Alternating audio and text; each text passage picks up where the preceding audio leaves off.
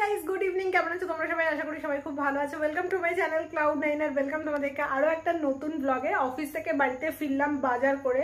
5 kilo চাল এনেছি কারণ ব্যাগটা প্রচন্ড ভারী হয়ে যায়। 1 কিলো আলু আর একটু শাকসবজি নিয়ে এসেছি। টুকটাক বেশি আনি না কারণ আধা সময় আমি অফিসের ক্যান্টিনে খাই দুপুরবেলা, আর রাত্রিবেলাতে এসে সামান্য কিছু বানিয়ে নিই, যেন অল্প অল্প করে আনি, কারণ বেশি সবজি আনলে সব নষ্ট হয়ে যায়।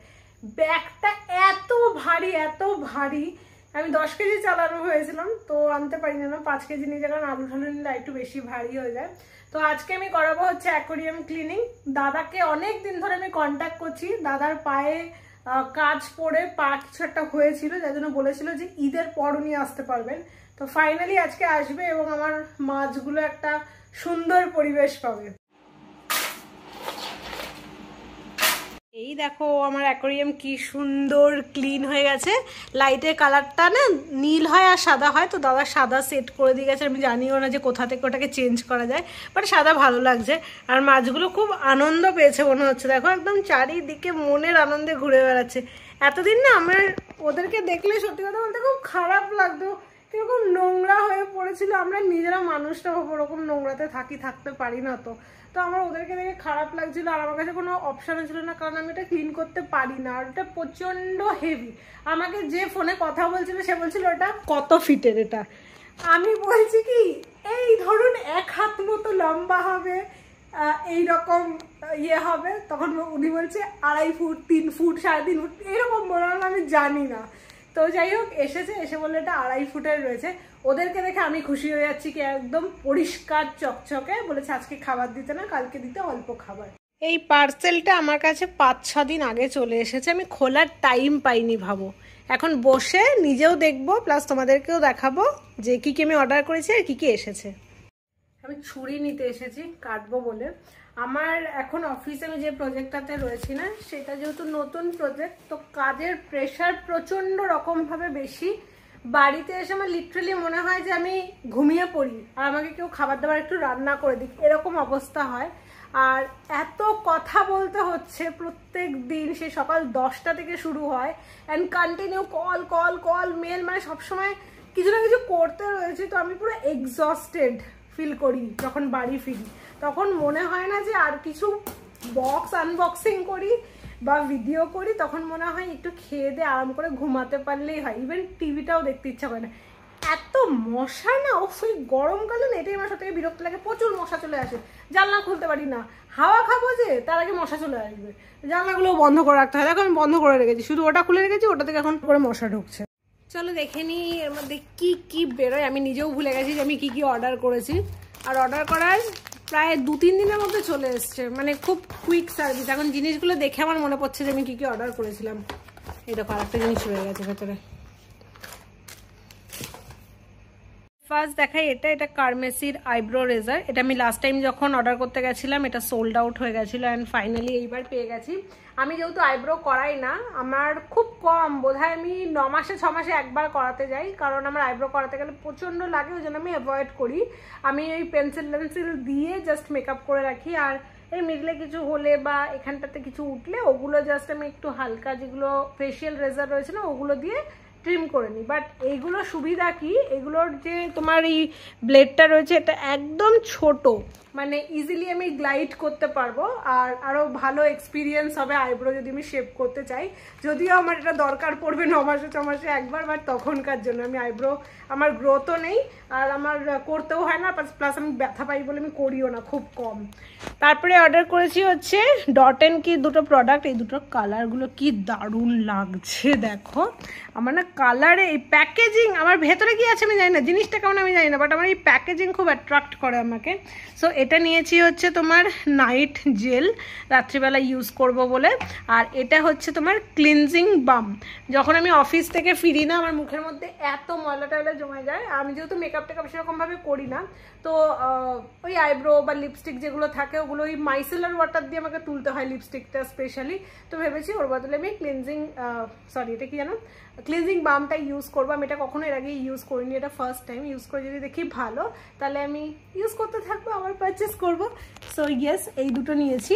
আর এরপর আর একটা জিনিস দেখাই, যেটা হচ্ছে এটা এটা হচ্ছে ডার্মাকোর 2% স্যালিসাইলিক অ্যাসিড, এটা ফেস সিরাম। এটা আমার ফেভারিট, মানে লাস্ট টাইম যেটা আমি পেয়েছিলাম সেটা আমি প্রমোশনে পেয়েছিলাম। প্রমোশনে মাঝে মাঝে আমি এত ভালো জিনিস পেয়ে যাই, সেগুলো ইউজ করতে আমার এত ভালো লাগে কি পরে আমি নিজের টাকা দিয়ে কিনি। সেটা হচ্ছে এটার জন্য আমার মনে হয়েছে যেটা আমার স্কিনে এত ভালো স্যুট করেছে কি আমার সমস্ত পিম্পলস বসে গেছে। মাঝে মাঝে যে স্কিনে তোমরা আমার একটা দুটো বড় বড় দেখতে পাও সেটা আমার মান্থলি সাইকেলের টাইমে আসে, চলে গেছে, দেখো এটাও বসে গেছে। বাট আমার স্কিনে যে দাগগুলো ছিল বা পিম্পলসগুলো ছিল, আমার মনে হয় এই সিরামটা আমার খুব ভালো স্যুট করেছে বলেই গেছে। আর সবার সবার ফেসে সবকিছু তো স্যুট করে না, আমার এইটা খুব ভালো কাজে দিয়েছিল। আর এটা আমি প্রমোশনেই পেয়েছিলাম। আই উইশ কি আমি আবার এই ব্র্যান্ডগুলো পাই। এইগুলো ঠিক আছে, এইগুলোর সাথে আমি এখনো কাজ করিনি, ইভেন এই ব্র্যান্ডেরও প্রমোশন হয় আমি কখনো কাজ করিনি।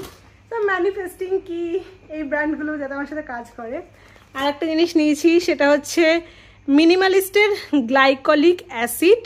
এইটা খুব পপুলার, এটা আমি প্রচুর রিভিউ দেখেছি। আন্ডার আর্মস, তারপরে স্ক্যাল্প, স্কিন, অনেক জায়গায় ইউজ করা যায়, মাল্টিপারপাস ইউজ। এটা আমি ফার্স্ট টাইম ইউজ করছি, যদি ভালো হয় আমি তোমাদেরকে পরে ইউজ করে ফিডব্যাক দেবো। এটা আমি স্পেশালি আন্ডার আর্মসের জন্য আর স্ক্যাল্পের জন্য নিয়েছি, তো জানি না কিরকম হবে। স্পেশালি আন্ডার আর্মস বলতে পারো, কারণ আন্ডার আর্মসের কেয়ার করা ইজ ভেরি ইম্পর্টেন্ট, তো আমি এই জন্য এটা নিয়েছি। নেক্সট আর একটা নিয়েছি হচ্ছে, এটা জাস্ট এমনি, এটা নেওয়ার কোনো প্ল্যানিং ছিল না, ওই ক্লিনজিং বামটা নিয়েছি বলে আমি এটা নিলাম। কারণ এটা যখন আমি মুখে মাখবো, দেখো হাত তো ইউজ করাই যায়, কিন্তু একটু এটা নিতে ইচ্ছা করলো যে এটা দিয়ে আমি মুখটা মুছবো। আর আমার এই প্যাডগুলো খুব দরকার পড়ে, এগুলো আমি নিয়ে নিয়েছি। এগুলো বেশি দাম না, 59 না 69 রুপিস নিয়েছে, অনেকগুলো প্যাডস আছে। আগে যারা অনেক পুরনো আছে আমার ভিডিও দেখে থাকবে তারা জানো যে আমি খুব একটা বেশি জিনিসপত্র কেনাকাটা করি না মেকআপের, যেহেতু আমি নিজে করি না। ইভেন আমি স্কিন কেয়ার প্রোডাক্টও কিনতাম না, যা পেতাম সেগুলোই ইউজ করতাম। আর যখন পেতাম না, যখন আমি কিছু করতাম না, তখন আমি কিছু লাগাতামও না। আমি এই অ্যালোভেরা জেলটা 12 মাস ইউজ করি, আমার ওটাই ভালো লাগে, আর একটা ফেস ওয়াশ। বাট আমি এখন নিজের অনেক যত্ন নিচ্ছি, নিজের অনেক কেয়ার নিচ্ছি, মেন্টালি, ফিজিক্যালি, সমস্ত কিছু ভাবে। তো ওই জন্য এখন স্কিনেরও কেয়ার নিই, হেয়ার কেয়ার নিই। হেয়ারে আমি একটা সলিউশন লাগাচ্ছি হেয়ার গ্রোথের জন্য, ওই জন্য আমার চুলটা আরও বেশি অয়েলি হয়ে যাচ্ছে। 2 দিন বাদে বাদে আমাকে শ্যাম্পু করতে হয়, আগে যেমন 3 দিন বাদে করতে পারতাম, এখন 2 দিন বাদে বাদেই করতে হয়। তো ভাল লাগছে আমার।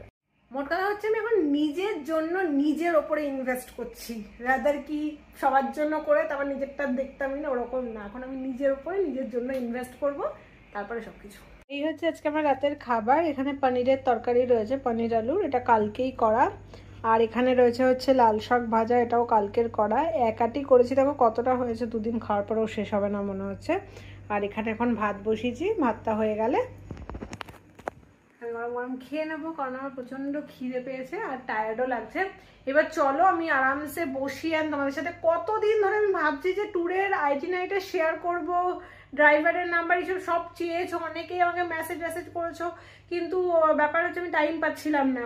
তো আজকে ভেবেছি যা কিছু হয়ে যাক, যতই টায়ার্ড লাগবো আমি আজকে বাড়ি গিয়ে ভিডিওটা শ্যুট করবো অ্যান্ড পরদিন পোস্ট করবো। সো চলো আরামসে বসা যাক।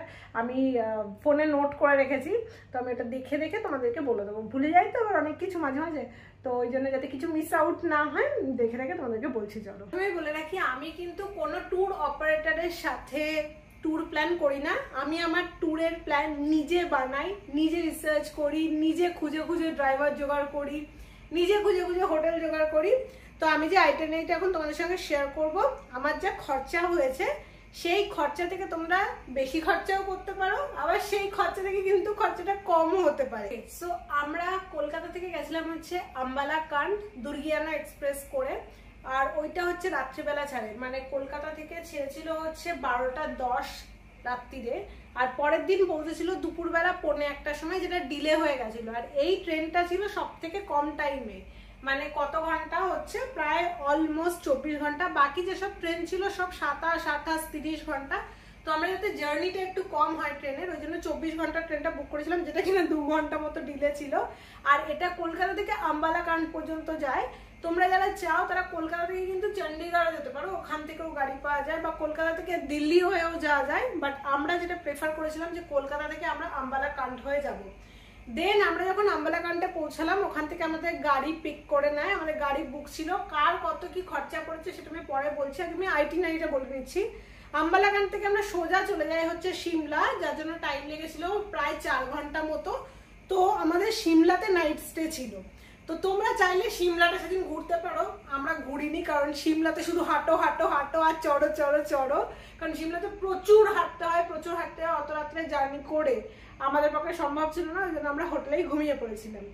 নেক্সট ডে আমরা গেছিলাম হচ্ছে সিমলা থেকে কালপা। সিমলা থেকে কালপা যেতে 6 ঘন্টা মতো টাইম লাগে। আর আমরা কালপা ওই সন্ধ্যের মধ্যে পৌঁছে গেছিলাম, যেটা তোমাদেরকে আমি ব্লগে দেখিয়েছি। তো কালপাতে আমরা স্টে করেছিলাম। পরের দিন আমরা কালপা এক্সপ্লোর করলাম এবং সেই দিনও কালপাতে ছিলাম। তো কালপাতে আমরা ছিলাম হচ্ছে 2 দিন। এবার কালপার যে সাইট সিন রয়েছে সেটা তোমরা সকালের মধ্যে কমপ্লিট করে নিয়ে তোমরা কিন্তু বেরিয়ে যেতে পারো। আমি যেটা বলছি সেটা হচ্ছে ওখানে একটা ছোট ট্রেকও হয় কালপা থেকে, ওটা যদি না করো, যদি কালপা শুধু লোকাল সাইট সিন যেরকম মনেস্ট্রি রয়েছে, ফোর্ট রয়েছে আর সুইসাইড পয়েন্ট রয়েছে, এগুলো যদি করতে চাও তাহলে তোমরা নেক্সট ডে কালপাতে না থেকে নেক্সট ডে কিন্তু কালপা থেকে বেরিয়ে যেতে পারো। তারপরের দিন আমরা গেছিলাম হচ্ছে কালপা থেকে চিটকুল। কালপা থেকে আমাদের অ্যাকচুয়ালি সাংলা যাওয়ার কথা ছিল, কারণ আমরা একটা রাস্তা এরকম সাংলা যায় আর এরকম চিটকুল যায়। তো জেনারেলি সবাই কি করে সাংলা যায়, তারপরে চিটকুল যায়, কিন্তু আমরা সেটা করিনি, কারণ আমরা সাংলাতে হোলি সেলিব্রেট করব বলে হোলির দিনগুলো আমরা সাংলাতে রেখেছিলাম। তো এই জন্য আমরা ভেবেছিলাম যে আমরা কি চিটকুলটা ঘুরে আসি। তো আমরা চিটকুলে গেছি। চিটকুলে গিয়ে আমরা চিটকুলে 1 নাইট স্টে করেছি। চিটকুলে গিয়ে তোমরা না স্টে করলেও পারো, বাট আমি তোমাদেরকে রেকমেন্ড করবো যে চিটকুলে গিয়ে স্টে করো একদিন।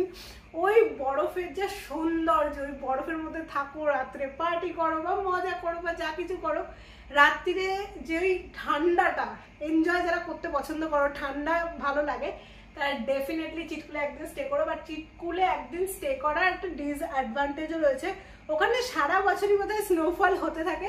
তো আমরা যেদিন নেমে এসেছি চিটকুল থেকে, তার পরের দিন ওখানে রাস্তা বন্ধ হয়ে গেছিল। তো হাতে একটা এক্সট্রা দিন নিয়ে যাবে যে চিটকুলে ইনকেস বাই চান্স যদি তোমরা আটকে পড়ো, তাহলে এরকম না থেকে কি তোমাদের না ফিরতে পারলে খুব অসুবিধা হয়ে যাবে। একটা দিন হাতে বাফার টাইম হিসেবে রাখবে, মানে ট্রেন টাইমটা ওরকম রাখবে কি তুমি অন্য কোনো জায়গায় হয়তো একদিন কমিয়ে দেবে, ঠিক আছে। দেন আমরা চিটকুল থেকে সাংলা এসেছিলাম। সাংলাতে আমরা 2 দিন ছিলাম, যেহেতু হোলি সেলিব্রেশন ছিল অ্যান্ড 2 দিনই আমাদের দেখার ছিল, ওই জন্য আমরা 2 দিন ছিলাম। বাট তোমরা সাংলা কিন্তু একদিনে ঘুরে কমপ্লিট করে নেক্সট ডে বেরিয়ে যেতে পারো সিমলার জন্য। সো আমাদের ট্রিপটা একটু লং হয়ে গেছিল, ওটাকে ছোটও করা যায় কম দিনের জন্য, সেটা আমি জাস্ট তোমাদেরকে এখন শেয়ার করে দেবো। তো আমরা সাংলা থেকে তারপরে চলে গেছিলাম হচ্ছে 2 দিন সাংলাতে ছিলাম, তারপরে চলে গেছিলাম হচ্ছে সিমলা। সিমলার দিনে আমি লাস্ট ডে ব্লগ তো করিনি, কারণ আমার না এই ফোনে স্পেস ছিল না ওই ফোনে ছিল। আমি সিমলা কালীবাড়িতে পুজো দিয়েছি, তারপরে সিমলা ম্যাল হেঁটে ঘুরেছি, যদিও সেদিন বৃষ্টি হচ্ছিল বলে অনেক দোকানপত্র বন্ধ ছিল। তারপর ওখানে আমি একটা পাবে গেছিলাম, খুব ভালো পিৎজা খেয়েছি আর খুব ভালো অ্যাম্বিয়েন্স ছিল। আমি কিছু ক্যাপচার করতে পারিনি, আমার খুব আফসোস হচ্ছিল যে সামনে দিয়ে ক্যাপচার করতে পারতাম। আমাকেও বলছিল যে তুই আমার ফোনটা দিয়ে করে নে, কিন্তু ওই আমার ট্রান্সফারের ঝামেলা, তারপরে ফটো যদি ফেটে ফেটে যায়, ভিডিও ফেটে ফেটে যায়, ঠিক আছে। বাট ওই ম্যাল এক্সপ্লোর করা, ওখানে বসে যে সারাদিন রাজমা চাওয়াল খেয়ে খেয়ে খেয়ে খেয়ে বা মোমো খেয়ে খেয়ে মুখ জাস্ট একবারে গেছিল। ওখানে গিয়ে বসে যে ভালো ভালো খাবার খেতে পেরেছি, কি শান্তি জানো না। তাছাড়া সিমলা কালী মন্দিরে আমার পুজো দেওয়ার অনেক দিনের ইচ্ছা ছিল, সেটাও পূরণ হয়েছে। আমি চলেছি মন্দিরে পুজো দিয়েছি, আবার নেমেছি, আবার চলেছি। মানে বলছি না সিমলাতে শুধু হাঁটো আর চড়ো, মানে রাস্তা ওরকম। সো ভালো এক্সপিরিয়েন্স ছিল। আর তারপরের দিন আমরা সিমলা থেকে গেছিলাম হচ্ছে, আমাদের যেহেতু দিল্লি থেকে ফ্লাইট ছিল, টাইম যেহেতু আর বেশি ছিল না, কারণ অলরেডি আমরা ট্রিপ অনেক লেন্দি করে ফেলেছি, তারপর অফিসের ছুটির ব্যাপার ছিল, ওই জন্য আমরা ফ্লাইটে ফিরেছি, তাহলে একদিনে ফিরতে পারবো বলে।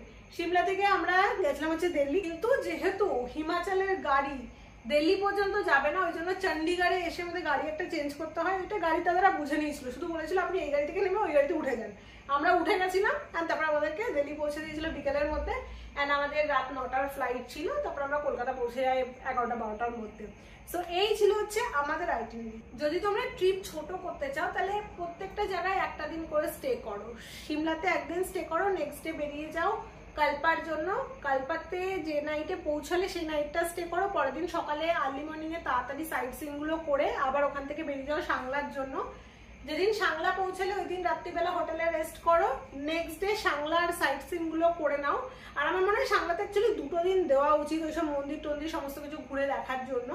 তো সাংলাতে স্টে করে গেলে তারপরের দিন তোমরা চলে যাওয়া হচ্ছে চিটকুল। চিটকুল খুব সুন্দর জায়গা, ওখানে চাইলে তোমরা থাকতে পারো, বা চিটকুল কিন্তু একদিনে গিয়ে ফিরেও আসা যায়। ম্যাক্সিমাম টুরিস্টই তাই করে, মানে আমি যখন গেছিলাম ওখানে যত বাঙালি টুরিস্ট দেখলাম সবাই একদিনে গিয়ে আবার ফিরে চলে আসে, কি রাস্তায় দিয়ে আটকে টাটকে যায়। তো চিটকুল থেকে আবার সাংলাতে ব্যাক করে যাও। যেদিন ধরো তুমি সাংলাতে থাকতে, তো সাংলাতে 2 দিন হয়ে যাচ্ছে, সাংলা সাইড সিনও হয়ে যাচ্ছে, তোমার চিটকুলের সাইড সিনও হয়ে যাচ্ছে। অ্যান্ড তারপরের দিন তোমরা সাংলা থেকে সিমলা চলে আসো। সিমলাতে এসে ম্যাল ঠ্যাল এক্সপ্লোর করো, জিনিসপত্র কেনাকাটার থাকলে করো সন্ধ্যেবেলা। অ্যান্ড পরের দিন চলে যাও চণ্ডীগড় বা আম্বালাকান্ড, যেখান থেকে তোমার ট্রেন থাকবে হচ্ছে কলকাতার জন্য, বা তুমি চলে যাও হচ্ছে দিল্লি, তাহলে থাকবে হচ্ছে তোমার ফ্লাইট, মানে যদি কারো ফ্লাইটে আসতে চাও। নেক্সট তোমাদেরকে আমি বলবো হচ্ছে খরচা। তো প্রথমেই বলি, আমরা 8 দিনের জন্য যে গাড়িটা বুক করেছিলাম সেটা আমাদের পার ডে হিসেবে পড়েছিল হচ্ছে 4375 টাকা করে। এবার উনি তো পার ডে হিসাবে ভাবে ধরেনি, উনি বলেছিল যে আমার 8 দিনের জন্য 35,000 টাকা লাগবে। আমি 5-6 জন ড্রাইভারকে কল করে তাদের থেকে আমি এস্টিমেট চাই যে কত টাকা ওনারা নেবেন, তো ইনি সব থেকে কম দিয়েছিল। অ্যান্ড ম্যাক্সিমাম জন বলছিল যে আমরা দিল্লিতে ড্রপ করব না, আমরা চণ্ডীগড় বা আম্বালাকান্ডে ড্রপ করব। তো ওই জন্য আমার এনাকে বেস্ট মনে হয়েছিল, আর দাদারা অসাম ছিল, মানে খুব ভালো। তো আমি নাম্বার ডেসক্রিপশন বক্সে দিয়ে দেবো, ওখান থেকে দাদাকে তোমরা কন্ট্যাক্ট করতে পারো। ইয়াশ ভাই ওনার নাম। আর আমাদের সাথে যে গেছিল সে ছিল হচ্ছে দিবেশ ভাই। তো ওরা সব একসাথেই আর কি গাড়ি রয়েছে, যে যেরকম ট্রিপ পায় সে সেরকম যায়, তোমরা কন্ট্যাক্ট করতে পারো। আমি ইয়াশ ভাইয়েরই নাম্বার দিয়ে দেবো তোমাদেরকে। তো কারের জন্য আমাদের 35K পড়েছিল ফর 8 days।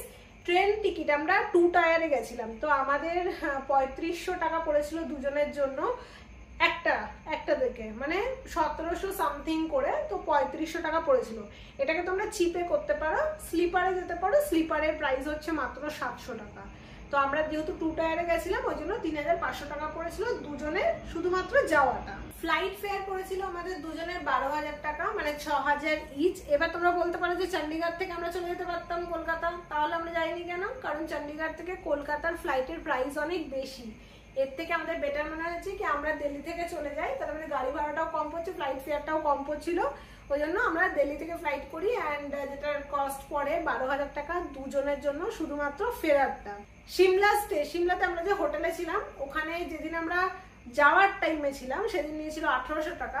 সেম হোটেলে আমরা ফেরার টাইমে ছিলাম, যেহেতু উইকেন্ডস পড়ে গেছিল আর দোলের টাইমটা ছিল, মানে দোলের জাস্ট পরই, তো তখন নিয়ে নিয়েছিল 2200 টাকা। তো বুঝতে পারছো, যেদিন আমরা সিমলা গেলাম সেদিন থাকলাম 1800 টাকায়, আর ফেরার দিন মানে আমরা যখন আবার ব্যাক করলাম সিমলাতে সেম হোটেলে ছিলাম, 2200 টাকা নিয়েছিল, কারণ উইকেন্ড পড়ে গেছিল। ওই জন্য উইকেন্ডে বা সিজনে দাম কিন্তু এরকম ডিফারেন্স হয় ওখানে, সেটা সবাই জানো। বাট সিমলাতে কিন্তু এর থেকেও চিপেস্ট অপশন অনেক ছিল। আমরা বেশি ওই এত টায়ার্ড হয়ে গেছিলাম, হাতের সামনে যে হোটেল পেয়েছি সেই হোটেলে ঢুকে গেছি, এরকম একটা ব্যাপার। বাট ওখানে কিন্তু 1000-1200 টাকা থেকে সিমলাতে স্টে স্টার্ট হয়। একটু ঘুরে দেখলে তোমরা কিন্তু পেয়ে যাবে। নেক্সট হচ্ছে কালপা স্টে। কালপাতে আমরা 2 দিন ছিলাম। কালপা যেখানে ছিলাম সেই হোটেলের ভাড়া নিয়েছিল হচ্ছে 1600 টাকা করে। এগেন কালপার স্টে কিন্তু তোমরা 1000 টাকা থেকে 1500 টাকার মধ্যে খুব ভালো পেয়ে যাবে। একটু ওপরের দিকে যেতে হবে, যেখান থেকে মার্কেটটাও কাছে। আমরা একটু নিচের দিকটাতে ছিলাম। তো ওই কালপাতে তোমরা যদি খোঁজো, জস্টেল বুক করার চেষ্টা করবে। জস্টেল কি বলতো, সস্তা সুন্দর টিকাওয়ালা, ওখানে সব সোলো ট্রাভেলাররা বেশি যায় এবং 2-3 মাস আগে থেকেই সব বুক টুক হয়ে যায়। তো জস্টেল ট্রাই করবে যখন এরকম পাহাড়ের দিকে যাবে। জস্টেল খুব ফেমাস পাহাড়ের স্টের জন্য। তো ওখানে তোমরা 1200 থেকে 1500 টাকার মধ্যে অফ সিজনে কিন্তু পেয়ে যাবে। পিক সিজনে অলওয়েজ কিন্তু প্রাইস বেশি হয়। আর আমি কালপার যে স্টেটা সেটা আমি ওখানে গিয়ে বুক করেছিলাম না, হোটেলের নাম আমার ঠিক করে মনে রয়েছে, আই থিঙ্ক হোটেল ডেস্টিনেশন হবে হয়তো। আর ওই হোটেলের ফোন নাম্বার আমার কাছে কিচ্ছু নেই, যার জন্য আমি দিতে পারলাম না। হোটেল ডেস্টিনেশনই হবে হয়তো, যেটা যত সময় আমার মনে হচ্ছে। কালপাতে রুমস অ্যাভেলেবেল থাকে যে কোনো টাইমে গেলে, যেমন আমি দোলের টাইমেও গেছিলাম, বাট কালপাতে আমি বুক করে যাইনি, স্টিল আমি পেয়ে গেছি। চিটকুলে আমাদের যে হোটেলটা ছিল সেখানে 2500 টাকা নিয়েছিল, কারণ চিটকুলে ওই টাইমে পুরো প্যাকড আপ ছিল, কোনো রুম খালি নেই, কোনো হোটেল খালি নেই। ইভেন অনেক সোলো ট্রাভেলাররা রাস্তায় ঘুরছিল যে রুম পাওয়া যাচ্ছে না, বাকি সোলো ট্রাভেলারদের সাথে লাস্টে শেয়ার করেছিল। জস্টেল আমরা ট্রাই করেছিলাম, বাট জস্টেল ফুল বুক ছিল, বাট আমরা পার্টি করেছিলাম জস্টেলে গিয়ে, কারণ আমাদের ওখানে প্রচুর সোলো ট্রাভেলারদের সাথে মিট হয়, তাদের সাথে একটা গ্রুপ হয়ে যায়, অ্যান্ড ওরা জস্টেলে ছিল, ওদের মধ্যে কিছু জন, তো আমাদের সবাইকে জস্টেলে ডাকেন, আমরা জস্টেলে বসে পার্টি করে খুব সুন্দর ছিল, আমি তোমাদের ভিডিওতেও দেখিয়েছি। তো চিটকুলে কিন্তু ওইরকম অফ সিজনে 1200 থেকে 1500 টাকার মধ্যে রুম ভালো পাওয়া যায়, তবে চেষ্টা করবে যদি চিটকুল যাও তাহলে আগে থেকে রুমটা বুক করে নিয়ে যাওয়া, কারণ ওই ঠান্ডার মধ্যে ওখানে গিয়ে রুম টুম খোঁজা, যদি বাড়ির লোকজনদের নিয়ে যাও একটু ডিফিকাল্ট, যদি বন্ধু বান্ধবীরা যাও ওখানে গিয়ে সার্চ করতেই পারো, কোনো অসুবিধা নেই। আর হচ্ছে সাংলাতে যে হোটেলটাতে আমরা ছিলাম, এগেন আমরা যেহেতু পিক টাইমে গেছি, দোলের টাইমে ওখানে বিশাল লোক আসে, প্রচুর ভিড় হয়, তো মানে আকাশ ছোঁয়া দাম করে দেয় একদম হোটেলগুলো। আমরা একটা হোটেলে ছিলাম, যে হোটেলটা একদমই ভালো ছিল না, আমি দেখাই আনি, মানে হোটেলটা আমি রেকমেন্ডও করবো না, এই জন্য নাম একটুও ভালো না, মানে 2500 টাকা দিয়ে আমি ওরকম একটা হোটেলে ছিলাম, বাট ঠিক আছে, রাত্রে শোয়ার জন্য বাথরুমটাও প্রচন্ড মানে কিরকম একটা ছিল, আমি সব হোটেলের বাথরুম দেখিনি, ওয়াশরুমটা আগে দেখি যে ক্লিন কিনা, ক্লিন ছিল, বাট কেমন একটা শ্যাবি টাইপের একটা স্যাঁতে ব্যাপার, তো আমার ভালো লাগছিল না। তো ওই হোটেলটা আমি তোমাদের দেখা হয়নি, আমি রেকমেন্ডও করতে জানি, ওটা 2500 টাকা নিয়েছিল। কিন্তু সাংলাতে তোমরা সাংলা ম্যানশন দেখতে পারো, ওখানে খুব সুন্দর হোটেল সাংলা ম্যানশন, প্লাস ওখানে জস্টেলও রয়েছে, প্লাস অন্যান্য অনেক হোটেল রয়েছে যেগুলো তোমরা 1200 থেকে 1500 টাকা রেঞ্জের মধ্যে পেয়ে যাবে যদি অফ সিজনে যাও, তো একটু সার্চ করে নেবে, আর সাংলাতে যাওয়ার সময় হোটেল বুক করে যাবে, তাহলে বেটার। আর খাবার দাবার আমাদের 8 দিনে 500 টাকা করে পার হেড মতো করে ধরো পড়েছে, ঠিক আছে। তো সব মিলিয়ে আমি যেটা দেখলাম অ্যাপ্রক্সিমেট, পুরো খাবারের হিসাব তো একদম পাই টু পাই নিতে পারিনি, তো অ্যাপ্রক্সিমেট আমাদের পার হেড 34,000 টাকা করে খরচা পড়েছে, ওর 34 আমার 34। সো এখানে কিভাবে তোমরা খরচা কমাতে পারবে, প্রথম কথা বলি, সব থেকে বড় খরচা হচ্ছে গাড়ি ভাড়া, মানে ক্যাব, যেটা তোমার সাথে 8 দিন থাকবে বা 7 দিন যেরকমই তোমরা ট্যুর প্ল্যান করো। আর আমরা নিয়েছিলাম হচ্ছে 7 সিটার না 8 সিটারের গাড়ি, বড় গাড়ি, যেহেতু আমাদের 4 জন যাওয়ার কথা ছিল। তো তোমরা যখন এরকম গ্রুপে যাবে না, তখন গাড়ি ভাড়া ডিভাইড হয়ে যায়, সেখানে এই যে আমরা এখন 35,000 টাকাটা খরচা করেছি, এটা যদি 4 জন যেতাম তাহলে হয়তো এটা 25-26 হাজারে চলে আসতো। তো অলওয়েজ চেষ্টা করবে গ্রুপে যাওয়ার, গ্রুপে গেলে কি হয় গাড়ি ভাড়াটা ডিভাইড হয়ে যায়, তো খরচাটা কম পড়ে। বাকি ট্রেনে আমরা 2 টায়ারে গেছি, তোমরা যদি কেউ খরচা কমাতে চাও তাহলে অবশ্যই স্লিপারে ট্রাভেল করতে পারো, 700 টাকা ভাড়া, বা যদি কেউ খরচা বাড়াতে চায় তাহলে 3 টায়ারেও ট্রাভেল করতে পারো। ফ্লাইটে না ফিরে তোমরা ট্রেনে ফিরতে পারো, ফ্লাইটে আমাদের এক্সট্রা 12,000 টাকা গেছে, যেখানে হয়তো আমাদের দুজনে 3,500 টাকা যেত, সেখানে আমরা 12,000 টাকা খরচা করেছি, কারণ আমরা অতদিন ছুটি পাবো না বলে। সো ফেরারটা তোমরা ট্রেনে ফিরতে পারো। সিমলা স্টে যেটা বললাম 1200-1300-এর মধ্যে করতে পারো, আমরা 1800-2200 টাকায় চলে গেছিলাম। কালপা স্টেটা আমরা 1600 টাকায় গেছিলাম, ওটা 1200-1500-এর মধ্যে হতে পারে। চিটকুলে 2500 টাকা দিয়েছিলাম, ভালো হোটেল ছিল ডেফিনেটলি, বাট ওয়াশরুমে জল কাজ করতো না, কারণ ওখানে পুরো সব বরফ হয়ে যায়, তোমাকে 1 বালতি জল দিয়ে যাবেন, বলবে এটার মধ্যে তুমি সার্ভাইভ করো, চাইলে আবার পাবে, বাট বলে যে কোশিশ করনা কি ইসকে আন্দার হি আপকা হো যায় সব কুছ। চিটকুলো আমি স্নানও করিনি ইভেন, যাই হোক চিটকুলো তোমরা 1200-1500-এর মধ্যে পেয়ে যাবে। সাংলাতে আমরা 2500 টাকা দিয়েছিলাম, যেহেতু দোলের টাইমে গেছিলাম, তোমরা খুঁজলে ওটা 1200-1500-এর মধ্যে পেয়ে যাবে। ফুড কস্ট আমরা একদম মিনিমাম রয়েছে, আমরা সেরকম কিছু খাইনি, বুঝেছো, ওখানে রাজমা চাওয়াল, মোমো, পরাঠা ছাড়া সেরকম কিছুই পাওয়া যায় না, তো ওগুলোর দামও বেশি না ওখানে, মানে বেশি না বলতে এখানে থেকে অবভিয়াসলি বেশি, পাহাড়ে একটু তো বেশি হবে, অত উঁচুতে সমস্ত জিনিসপত্র ট্রেনে নিয়েছে রাস্তা দিয়ে, তো ঠিক আছে, কতই আর খাবে, তো 500 টাকা আই থিঙ্ক এনাফ পুরো দিনের জন্য, সকাল বিকাল রাত্রির ধরে তুমি যদি 500 টাকা খাও মানে অনেক খেয়ে ফেলছো তুমি, অতটাও খাওয়া উচিত না। তো খাবার দাবার না, আমি ঘোরার সময় যেটা রাখি, যেরকম যখন পাহাড়ে দুর্গম জায়গায় যাচ্ছি, খাবার দাবার নিয়ে অত ফ্যাসিনেশন রাখি না, বা হোটেল নিয়েও অত লাগে না যে বিশাল ভালো হতে হবে, ঠিক আছে, একটা পরিষ্কার ওয়াশরুম থাকবে, একটা মোটামুটি ছোটো ঘর হলেই চলবে, তো হ্যাঁ ওই রকম ম্যাগি ট্যাগি দিয়ে আমি চালিয়ে নিতে পারবো।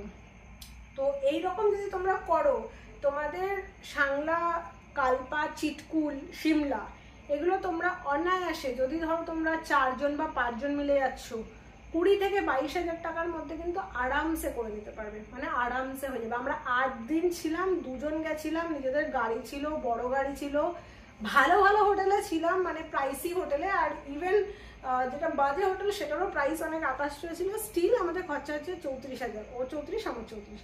তো এটা তোমরা যদি বাজেট ট্রিপ করো 20 থেকে 22,000 টাকার মধ্যে আরামসে হয়ে যাবে। আর ওপরে যেতে চাইলে তো অনেক ওপরে যাওয়ার রয়েছে। তো এই ছিল হচ্ছে আইটিনারি। আমি যা যা নাম্বার আমার কাছে রয়েছে আমি সব ডেসক্রিপশন বক্সে দিয়ে দিয়েছি, তোমরা ওখান থেকে চেক করে নিও। আরও কিছু যদি জিজ্ঞাসা থাকে তোমরা আমাকে কমেন্ট সেকশনে জানাতে পারো, আমি যখন আবার ব্লগ করবো একটা একটা করে অ্যাড্রেস করে দেবো তোমাদেরকে। বক বক করতে করতে আমার এখানে ভাত পুরো শুকিয়ে গেছে।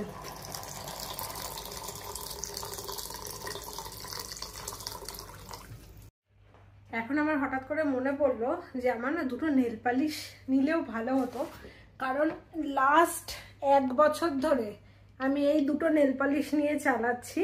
তো এই দুটো নেল পালিশ আমি অল্টারনেট করে পরি, যেমন এখন আমার হাতে এই নেল পালিশটা রয়েছে, বাট ম্যাক্সিমাম টাইমে আমি এটা পরি। আমার এই কালারটা হাতে পায়ে খুব ভালো লাগে।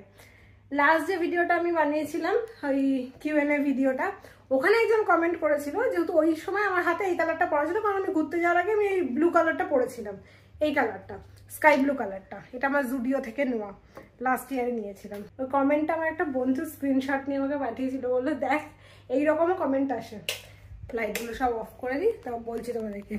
তো বেসিক্যালি কমেন্টটাতে লেখা ছিল যে ছোট্ট একটা এরার হয়ে গেছে, মুভিতেও এরকম এরার থাকে, মানে বোঝাতে চাইছিল তোমার এখন হাতে এই নেল পলিশটা রয়েছে, অ্যান্ড তুমি যখন এই কর্নার ভিডিওটা দিয়েছো তখনও তোমার হাতে ওই নেল পলিশটা ছিল, মানে ওটা আমি রিসেন্টলি শুট করেছি, এরকম মিন করতে চাইছে। কেন ভাই, তুমি কি একটা নেল পলিশ একবার পরে তোমার ফেলে দাও, মানে ওইটা আর পরোই না? আমার তো একটা নেল পলিশ যদি 5 বছর পর্যন্ত না শোকায়, আমার 5 বছর এই নেল পলিশটা আমি পরতে থাকবো, আমি এরকম।